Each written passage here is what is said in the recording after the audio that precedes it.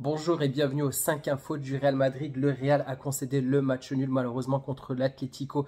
C'est dur à dire parce qu'il y a quelques temps, on avait quand même on va dire un matelas confortable avec des points d'avance. Là, c'est plus un matelas qu'on a, c'est vraiment un tapis là, parce que là, l'Atlético est plus qu'à un point du Real Madrid. Le Barça, au moment où je tourne cette vidéo, il y a 1-1 entre Séville et Barcelone. Imaginons que Barcelone gagne, il reviendrait à seulement 2 points du Real. Donc dans cette vidéo, on va revenir un peu sur la prestation du Real Madrid, les tops, les flops. Malheureusement, on a encore un blessé parmi nous, Lucas Vazquez qui s'est blessé, donc on n'a plus d'arrière droit au Real Madrid. On va voir les pistes envisagées pour le prochain match contre City, les pistes que pourrait faire Carlo pour remplacer, on va dire, l'absence de Lucas Vazquez. Mais c'est fou à dire parce que je me disais que cette saison allait être longue, qu'il allait avoir beaucoup plus de matchs que les saisons précédentes, en sachant que le nouveau format de la Ligue des Champions avait changé. Donc forcément, il y allait avoir plus de matchs. Le fait aussi qu'on ait gagné la Ligue des Champions a aussi ajouté des matchs. Donc je ne parle même pas de la Coupe du Monde des clubs qui aura lieu durant l'été. Donc on savait que la saison allait être compliquée. On n'a pas remplacé des joueurs comme Toni Kroos. On n'a aucun profil à la Rossellou. Nacho est parti. Enfin, il y a eu pas mal de changements qui n'ont pas été vraiment, on va dire, gérés par les dirigeants du Real Madrid, malheureusement. Donc là, on commence par parler du match contre l'Atlético. Donc, le constat à se dire, c'est que le Real Madrid a toujours du mal contre les gros clubs. Ça fait un moment qu'on n'arrive pas à gagner contre des gros clubs. On n'a pas gagné contre le Milan AC, contre Liverpool, contre le Barça plusieurs fois. Contre l'Atlético, on n'y arrive pas. Donc en plus, il y a une stat qui ne va pas en faveur de Carlo Ancelotti parce que le Real n'a gagné que 2 fois en 12 matchs de Liga contre l'Atlético Madrid sous les ordres de Carlo Ancelotti. Donc c'est voilà, je ne sais pas si c'est Carlo qui a du mal, mais en sachant que l'adversaire était quand même assez coriace, la défense était très solide. C'est une équipe qui concède très peu de buts. On l'a vu, il y avait vraiment 2 bus. Ils arrivent à bien se projeter en avant. On savait que ça allait être compliqué pour marquer. On a eu pas mal d'occasions. Malheureusement, je ne vais pas revenir sur la polémique, le scandale au niveau de l'arbitre. Ça peut siffler, ça peut ne pas siffler. Malheureusement, Tchouaméni fait un geste malheureux. On va dire plutôt un geste comme un milieu de terrain qui défend sur la zone de réparation. Donc, franchement, je m'en doutais que le penalty allait être sifflé au moment où la VAR est revenue. On a su quand même réagir, surtout grâce à Rodrigo, je pense qu'il a quand même fait tout le boulot pour amener cette égalisation. Que dire de plus? Pour moi, mes tops, il y a Ceballos qui a fait vraiment un très très bon boulot. J'ai plus les statistiques, mais franchement, c'était un match XXL et qui confirme de plus en plus qui prétend à une place de titulaire dans ce milieu de terrain. En tout cas, à chaque fois qu'il a été titulaire, il a réussi. Sauf, ouais, peut-être 1 ou 2 matchs où il n'a pas été bon. Mais quand même, il prouve quand même qu'il est solide sur ce milieu de terrain. Et autre, on va dire top, je mettrais Asensio. Asensio, bah, d'ailleurs, je vais en parler juste après, mais Asensio a été patron dans cette défense-là. Mention spéciale aussi pour Fran Garcia. J'ai trouvé que, enfin, je trouve que plus il joue, plus il s'améliore et plus il est bon. En flop, je vais mettre Lucas Vazquez. Lucas Vazquez, ben, que j'ai trouvé vraiment en deçà. Bon, malheureusement, il est blessé, mais bon, il était quand même pas au niveau sur ce match.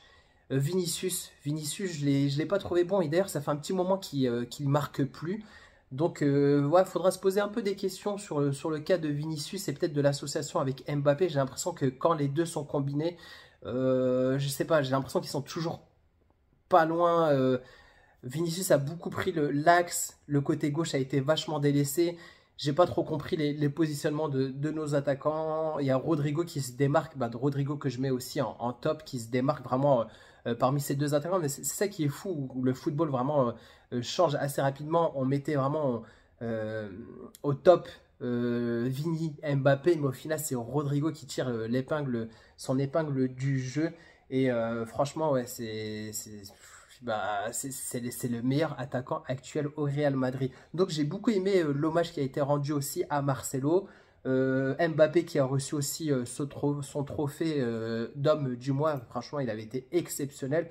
Voilà, globalement, le Real prend quand même un match nul. On aurait pu peut-être perdre ce match-là. En tout cas, le match nul, on va dire, voilà, on va dire, on limite quand même la casse.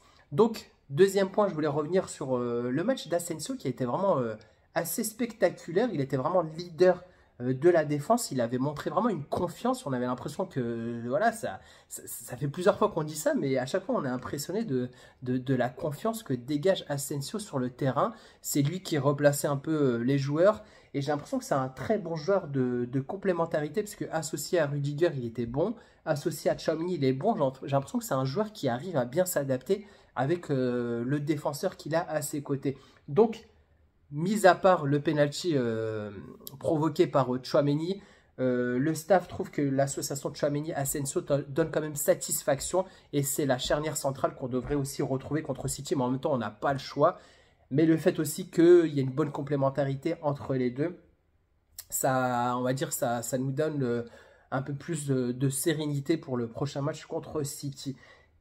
Statistiques sur Asensio sur ce match-là, il a remporté 5 duels sur 5. Il a réussi 49 passes sur 51, a réalisé 3 dégagements, personne ne l'a dribblé, il n'a commis aucune faute. Il a aussi récupéré 4 fois le ballon. Donc franchement, un très très très gros match, donc c'est pour ça que je le mets dans mes tops. Et au point que, d'après Fabrizio Romano, le Real Madrid est prêt à avancer dans les négociations pour pouvoir, on va dire, proposer un nouveau contrat à Raúl Asensio, parce qu'il donne satisfaction.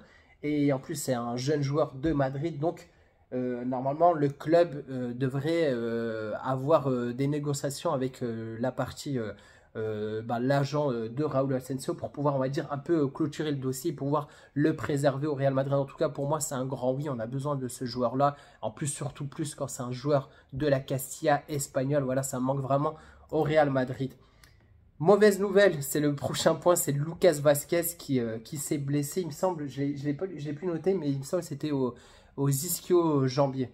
Donc, il sera indisponible 2 à 3 semaines. Donc, en sachant que 2 à 3 semaines, ça va être beaucoup de matchs parce qu'il y a la Ligue des Champions et aussi la Copa del Rey. Donc, il va rater les 2 confrontations contre City. Le match contre Osasuna à l'extérieur, le match contre Girona à domicile, potentiellement aussi la demi-finale de la Coupe du Roi et le match du Betis, ça serait peut-être incertain. En tout cas, voilà, c'est pour ça que c'est entre 2 et 3 semaines. Donc, on n'a plus d'arrière droit, déjà que Carvajal s'était blessé. Lucas Vázquez, qui n'est pas forcément aussi un arrière droit de métier, mais en tout cas, c'est le joueur qui a, on va dire, engrangé le plus de minutes à ce poste-là. Donc, c'était un peu la référence en tant qu'arrière droit au Real Madrid. Donc, il est indisponible, on n'a plus d'arrière droit. Donc, forcément, la question se pose, qui jouera arrière droit contre City? On le sait, voilà, il n'y a pas de suspense, donc Federico Valverde sera le joueur qui jouera arrière droit. Surtout que Carlo Ancelotti avait dit qu'il ne voulait pas mettre deux milieux dans son, on va dire, dans son système défensif, puisque Tchouaméni va jouer défenseur central, Valverde jouera arrière droit, donc ça peut aussi amener un déséquilibre au niveau du milieu de terrain. Donc en sachant que le fait que Federico Valverde et Tchouaméni vont débuter en défense contre City, il laisse d'autres options au milieu de terrain pour Carlo Ancelotti. Donc on aurait Jude Bellingham, Dani Ceballos, Modric, Camavinga ou Arda Güler qui pourraient se disputer, on va dire, les 3 postes de milieu de terrain. Donc forcément, Jude Bellingham, pour moi, c'est un titulaire indiscutable. Il sera là contre City. Mais d'ailleurs, je referai une vidéo pour le prochain match contre City. On peut imaginer que Dani Ceballos, au vu des dernières prestations avec le Real, soit titulaire. Donc la 3e place pourrait se jouer avec Modric ou voir Camavinga s'il a bien récupéré. Il a joué quelques minutes contre l'Atlético Madrid. Donc je pense que s'il est à 100%, Carlo Ancelotti le mettra contre City. S'il ne l'est pas à 100%, il mettra plutôt Modric. Donc voilà, j'enchaîne. N'hésitez pas à me dire ce que vous en pensez à propos du système de jeu contre City. Mais d'ailleurs, comme je vous ai dit, je ferai une prochaine vidéo pour ce match-là. Donc voilà, je vous donne la liste des convoqués aussi qui se déplacera à Manchester. Donc dans les cages, on a Courtois, Lounine, Sergio Mestre. Donc sans aucun doute, Courtois sera le gardien. En défense, on a Valero, Fran Garcia, Ferland Mendy. Donc il l'a appelé Jacobo. Raúl Asensio, bon, on peut le considérer comme un joueur de l'équipe première. Lorenzo qui est arrière droit. Ensuite, au milieu de terrain, on a Bellingham, Camavinga, Valverde, Modric, Tchouaméni, Arda Güler, Dani Ceballos et Schema, sachant que Tchouaméni, le met en milieu de terrain, mais il jouera défenseur central.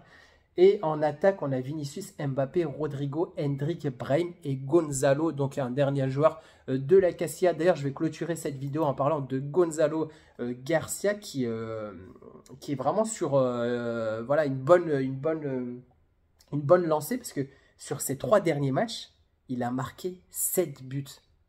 C'est incroyable parce que juste avant d'avoir marqué juste avant d'avoir marqué en Copa del Rey avec le Real Madrid, il avait déjà marqué un quadruplé avec la Castilla.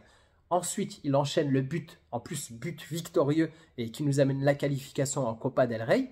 Et là, il a marqué 2 buts avec la Castilla et en sachant qu'il vient de battre le record de buts en première division avec 21 buts.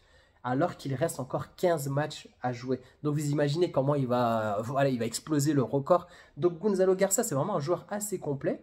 Les buts qu'il marque, il marque aussi de la tête. Donc il a vraiment une belle détente. Il avait marqué en équipe première de la tête. Donc franchement, c'est un joueur qui mérite aussi, un peu comme Raúl Asensio, pas par défaut, mais voilà, on va dire qu'en attaque, c'est vrai qu'on a quand même pas mal de joueurs, puisqu'on a, voilà, on a le trio de feu.